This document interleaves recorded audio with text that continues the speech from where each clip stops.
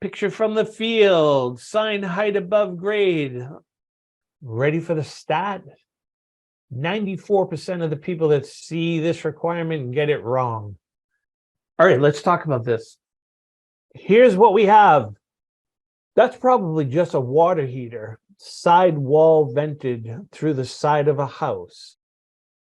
We're going to call this the 7-foot line.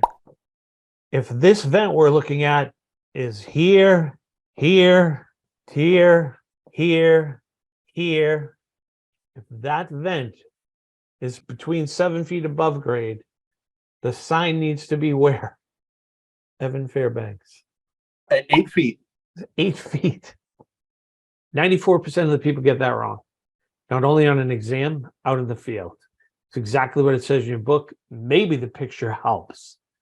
So if you sidewall terminate a gas vent, then exhaust, and it's within that 7 feet above grade, the sign always has to be placed 8 feet above that point. Take your 1-inch rigid tape out, measure up 7 feet, which is about the limit for most of us, and then get a ladder and install the sign 8 feet above grade, directly above the vent. And oh yeah, if you're putting in an appliance, it's always a really good idea to not drill the hole, but locate the hole with a pencil mark, not a Sharpie, and then look up.